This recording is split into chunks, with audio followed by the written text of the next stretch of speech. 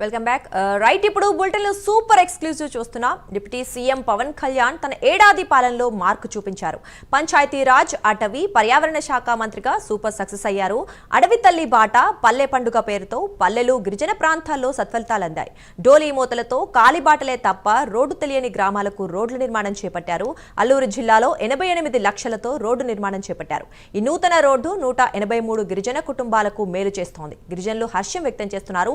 పవన్ కి జై కొడుతున్నారు. ఇప్పటికీ తమకు స్వాతంత్రం వచ్చిందంటోన్న గిరిపుత్రులు ఆనందపడుతున్నారు. పవన్ పాలనతో ఏజెన్సీ ప్రాంతాల్లో వైసీపీ ప్రభావం రోజురోజుకు మసకబారుతోంది.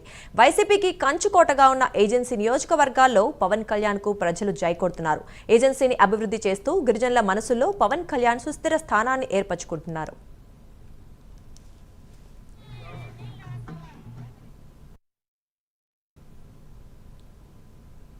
ఇక ఈ దేశానికి సంబంధించి మరింత సమాచారం మా కరెస్పాండెంట్ కామేశ్వరరావు లైవ్ లో అందిస్తారు. కామేశ్వరరావు చెప్పండి, ఇప్పటికే డిప్యూటీ సీఎం పవన్ కళ్యాణ్ గిరిజన అంటే ఆయన చేస్తున్న సేవల పట్ల వాళ్ళు చాలా హర్షం వ్యక్తం చేస్తున్నారు. ఇంతకుముందు చూసాము చెప్పుల పంపిణీ కావచ్చు, వాళ్ళని స్వయంగా అడిగి తెలుసుకోవడం, వాళ్ళ సమస్యలు ఏమున్నాయి అవి అడిగి తెలుసుకుంటున్నారు. అవన్నీ మెల్లమెల్లిగా ఒక్కొక్కటిగా హామీ ఇచ్చినగా తీరుస్తున్నారు. ఈ నేపథ్యంలో మరి అసలు వాళ్ళు ఏమంటున్నారు, గిరిజనులు ఏమంటున్నారు, మరి ఎటువంటి పనులు ఇప్పటి వరకు జరిగాయి?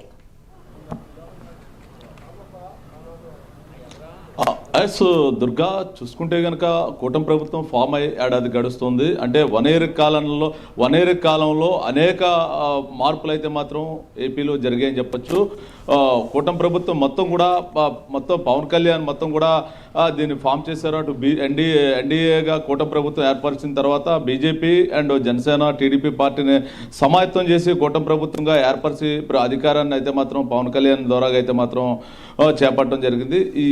ఈ వన్ ఇయర్ కాలంలో అనేక అభివృద్ధి కార్యక్రమాలు, అనేక సమూలమైన మార్పులు కూడా ప్రభుత్వంలో చోటు చేసుకున్నాయని చెప్పొచ్చు. మొత్తం చూసుకుంటే కనుక ఈ వన్ ఇయర్లో కూడా పవన్ కళ్యాణ్ మార్కు అంటే ఏంటనేది స్పష్టంగా అర్థమవుతుంది. గతంలో అనేక కూటములు వచ్చాయి, అనేక ప్రభుత్వాలు పరిపాలన చేసి అయినప్పటికీ కూడా ఇటువంటి అభివృద్ధిని అయితే నోచుకోలేదని చెప్పి పలువురు చెప్తున్న పరిస్థితి ఉంది. మొత్తం మీద చూసుకుంటే కనుక ఏపీలో పవన్ కళ్యాణ్ ఈ వన్ ఇయర్ పాటు చేసిన కార్యక్రమాలు ఏంటనేది ప్రతిదీ కూడా ప్రజలైతే మాత్రం చర్చించుకున్న పరిస్థితి ఉంది.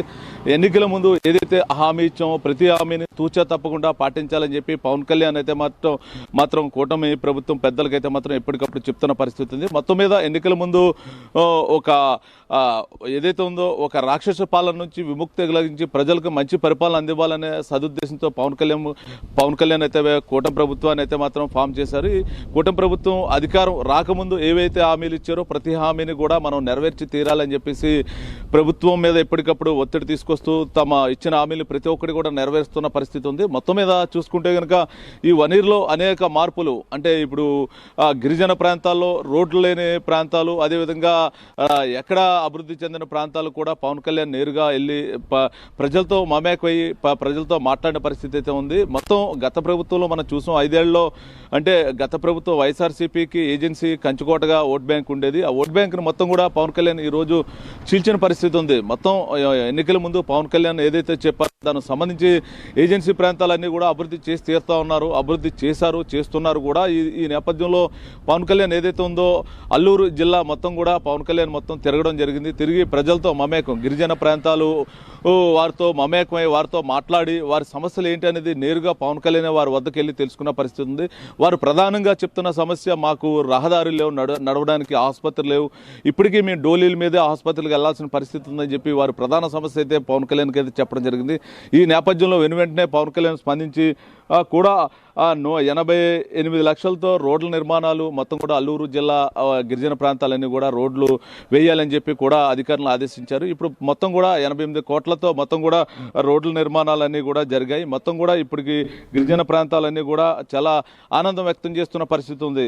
గతంలో అడవి తల్లి బాట, పల్లె పండుగ పేరుతో పల్లెలు, గిరిజన ప్రాంతాలు కూడా అభివృద్ధి నోచుకున్నాయని చెప్పొచ్చు. ఈ నేపథ్యంలోనే ఏదైతే ఉందో డోలీల మోత తప్పి ఇప్పుడు నేరుగా అంబులెన్స్లే డైరెక్ట్గా గిరిజన ప్రాంతాలు ప్రాంతాలకు వెళ్ళే మార్గాలు అయితే పవన్ కళ్యాణ్ సుగమం చేశారని చెప్పొచ్చు. మొత్తానికి ఏదైనప్పుడు కూడా గిరిజన ప్రాంతాలను ఎవరు కూడా గత ప్రభుత్వ నాయకులు ఎవరు కూడా పట్టించుకున్న దాఖలాలు అయితే లేవు. ప్రభుత్వం పవన్ కళ్యాణ్ వచ్చిన తర్వాత మొత్తం గిరిజన ప్రాంతాల మీద కూడా ఫోకస్ పెట్టి అడవి తల్లి బిడ్డల్ని మనం కాపాడాలి, వారికి మౌలిక సదుపాయాలు ఏర్పాటు చేయాలనే సదుద్దేశంతో మొత్తం పవన్ కళ్యాణ్ అయితే మాత్రం ఒక ముందడుగు వేశారని చెప్పొచ్చు. దీనికి సత్ఫలితాలు కూడా ఆ విధంగానే ఇచ్చాయని చెప్పొచ్చు. వనేరు కాలంలో అనేక రోడ్లు, అనేక మార్పులు, అనేక అభివృద్ధి మొత్తం కూడా పవన్ కళ్యాణ్ మార్కే చెప్పడానికి అతిశయోక్తి లేదని చెప్పి చెప్తున్న పబ్లిక్ అయితే అంటున్నారు. మొత్తం చూసుకుంటే కనుక ఇప్పటి వరకు రోడ్లు చూడని ప్రాంతాల్లో కూడా మీరు రోడ్లు చూసామని చెప్పి గిరిజనులు వాపోతున్న పరిస్థితి ఉంది. మొత్తం ఎటు చూసినా పవన్కి జై కొడుతున్న గిరిజన ప్రాంతాలు అయితే మనం చూస్తున్నాం. ప్రస్తుతానికి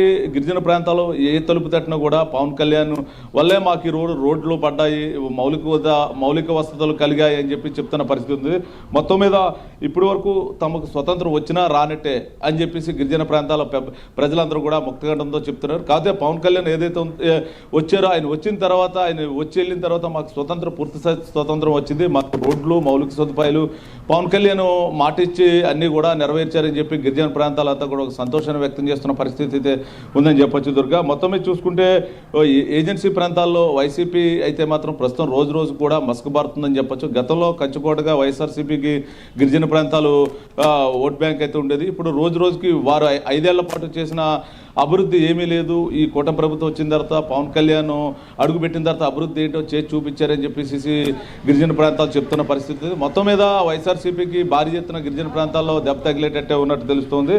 మొత్తం మీద ఏదైనప్పటికీ కూడా ఏజెన్సీ అభివృద్ధి చేస్తూ గిరిజన మనసులో సుస్థిర స్థానాన్ని అయితే మాత్రం పవన్ కళ్యాణ్ అయితే వేసుకున్నారని చెప్పొచ్చు. ఏదైతే ఉందో ఆయన చేపట్టిన పంచాయతీరాజ్, అటవీ శాఖ, పర్యావరణ శాఖకు వన్ అయితే తెచ్చారని చెప్పొచ్చు. మొత్తం 3 శాఖలు కూడా సమూలమైన మార్పులు తీసుకొచ్చారు.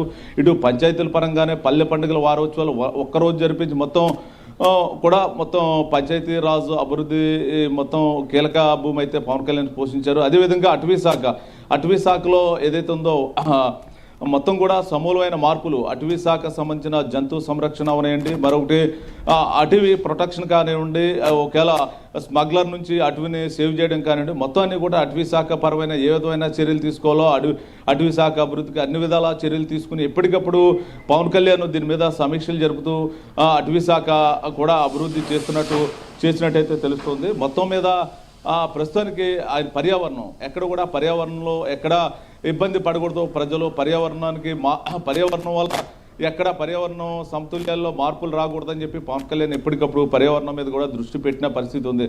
మొత్తానికి ఆయన తీసుకున్న శాఖలు పంచాయతీరాజ్ శాఖ, అటవీ శాఖ, పర్యావరణ శాఖ 3 శాఖలు కూడా పవన్ కళ్యాణ్ వన్నీ తెచ్చారని చెప్పొచ్చు. మొత్తం మీద ఏదైనప్పటికీ కూడా ఈ వనీరులో పవన్ కళ్యాణ్ పరిపాలన బేస్ అంటూ రాష్ట్ర వ్యాప్తంగా ఉన్న మేధావులందరూ చెప్తున్న ఈ మాట మొత్తం మీద ఏదైనప్పుడు కూడా పవన్ కళ్యాణ్ మార్క్ అనేది స్పష్టంగా వనీరులో కనపడుతోంది.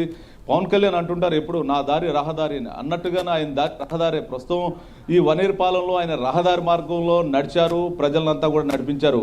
ఆయన ఏదైతే రాష్ట్రానికి ఏవైతే మౌలిక సదుపాయాలు కావాలో ప్రతి మౌలిక అవసరాలని గుర్తించి రాష్ట్ర వ్యాప్తంగా ఉన్న మొత్తం ఎక్కడైతే ఇబ్బందులు ఉన్నా అవన్నీ కూడా ఫుల్ఫిల్ చేయాలని చెప్పేసి మొత్తం కూడా పవన్ కళ్యాణ్ అయితే మాత్రం ఒక దృఢ సంకల్పించారు. సంకల్పాన్ని అయితే మాత్రం ఈ వనీరులో మొత్తం కూడా నిర్మాణం చేశారని చెప్పొచ్చు. మొత్తం వనీరు పాలనలో అయితే పవన్ కళ్యాణ్ మార్క్ అయితే స్పష్టంగా కనపడుతుందని చెప్పి రాష్ట్ర వ్యాప్తంగా ప్రజలు అయితే చెప్తున్న పరిస్థితి ఉంది.